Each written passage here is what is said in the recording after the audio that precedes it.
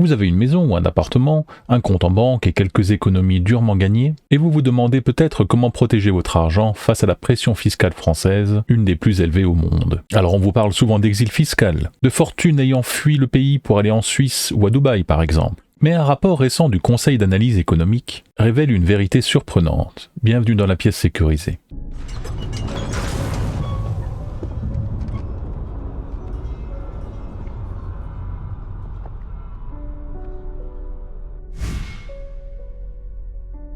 Alors vous trouverez le lien vers ce rapport évidemment en description. Et il revient sur l'idée reçue que taxer toujours plus les personnes les plus riches en France les incite à quitter le pays. Alors l'analyse révèle que si on prend les 1% des ménages fiscaux les plus riches, seuls 0,2% de ces 1% vont s'exiler chaque année. Ça représenterait environ de 700 à 800 ménages tout de même. Alors on peut estimer les manques à gagner liés à ces départs. Environ 50 millions d'euros chaque année, que ce soit en impôts ou en cotisations. Cela peut sembler relativement faible face aux 280 milliards de recettes fiscales, mais c'est quand même significatif, surtout que cette disparition de fonds s'accumule d'année en année, et évidemment la charge fiscale repose sur ceux qui restent. Et pour l'ensemble de la population française, le taux d'émigration, donc le fait de quitter le territoire, est vraiment très faible, de 0,1 à 0,2%. Mais tout de même, ça représenterait environ entre 70 000 et 140 000 départs chaque année. Alors si on compare au Royaume-Uni, c'est bien plus faible. Au Royaume-Uni, on estime à plus de 1% le taux de départ chaque année. Et même en Allemagne, l'émigration semble être au moins le double de celle en France. Alors, si les riches restent, et donc que les Français partent moins que leurs voisins,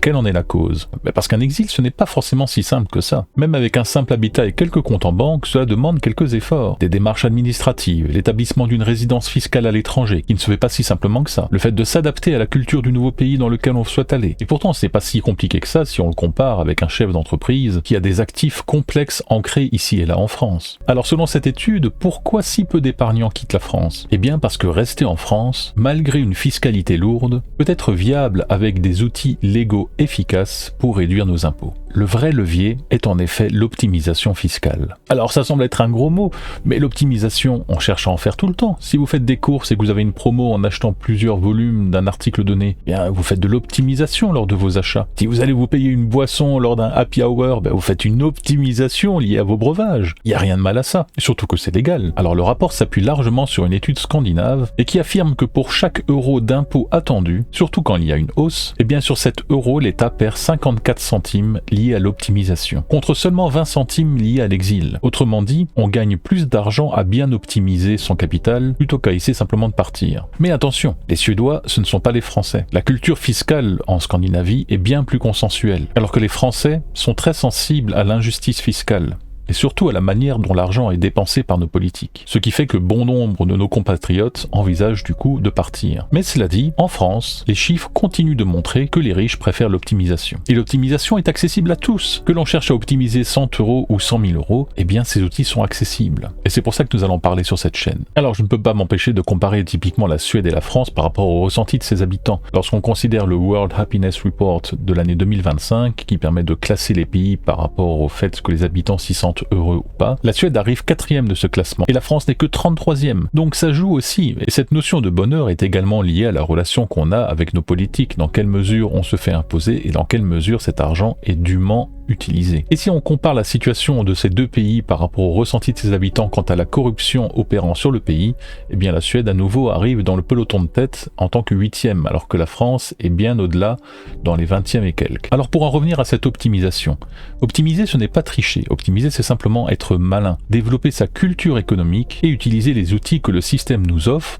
pour simplement protéger au minimum notre épargne. Par exemple, on peut ouvrir un compte à l'étranger, il faut simplement le déclarer à l'administration fiscale. C'est simple à faire maintenant, tout se fait en ligne, il faut juste avoir une copie numérique de nos documents de pièces d'identité par exemple et une facture. Tout se fait très simplement en quelques jours. Et à partir de là, on peut déjà déplacer une partie de nos ressources et même les transformer dans une autre devise, comme par exemple les dollars ou le franc suisse. Cela permet par exemple de protéger une partie de nos capitaux si on craint une crise économique par exemple en Europe qui pourrait affecter la valeur de la monnaie euro. Moi, c'est personnellement ce que j'ai effet, puisque je crains effectivement une diminution de la force de l'euro dans les prochains temps. De même, grâce aux nouvelles technologies, il est possible maintenant, en tout cas beaucoup plus facilement, de se développer une activité complémentaire à distance. Que ce soit du télétravail pour une entreprise étrangère, ou travailler en freelance pour diverses plateformes, nos revenus restent imposables en France, puisqu'on est résident fiscal français. Mais cette flexibilité nous offre une relative liberté financière sans avoir besoin de s'exiler. Alors je ne suis pas en train de critiquer ceux qui choisissent l'exil, mais tout le monde ne peut pas le faire. C'est aussi une question d'enracinement, de lien avec la famille qu'on laisserait sur place, mais également tout simplement de lien avec notre pays. Et ce lien est propre à chacun et ne doit pas être soumis au jugement des autres. Alors si vous décidez de rester en France, il convient au mieux de réduire notre facture fiscale. Ne pas faire les moutons, sachant qu'en plus derrière, l'argent est souvent dépensé sans justification, pour qu'après on nous reproche encore à nous d'être responsables de la situation économique de notre pays. Alors ce rapport, qui est commandé par le Premier ministre, n'est pas neutre. Il conclut certes que l'exil fiscal a un impact minime, et que du coup, une hausse d'impôts ne réduirait le PIB que très légèrement. Alors du coup, ça ressemble à une invitation à taxer encore plus. Alors que nous sommes déjà un des pays les plus taxés au monde, puisqu'en effet, ce rapport n'explore pas les raisons pour lesquelles un épargnant a envie de protéger son argent. La peur de l'instabilité politique, le sentiment d'être surtaxé, l'envie de transmettre quelque chose à nos enfants. Le rapport passe à côté de ces motivations. Alors ce que je veux vous dire au travers de ces vidéos, c'est que nous n'avons pas besoin de fuir pour agir. Si on décide de rester, eh bien on peut optimiser. La pression fiscale est lourde, et même scandaleuse, on pourrait dire. Mais les outils numériques et les stratégies légales existent également, et nous donnent une liberté accessible à tous et que les riches, en tout cas les plus riches, exploitent déjà. Alors nous reviendrons sur chacune de ces stratégies dans les prochaines vidéos évidemment, mais je voulais déjà vous partager mon ressenti par rapport à la lecture de ce rapport. Donc c'est dès aujourd'hui qu'il faut commencer à se former, parce que votre argent mérite d'être protégé, et vous méritez de savoir comment. Alors n'oubliez pas, vous avez déjà le choix, car ne rien faire c'est déjà choisir de perdre,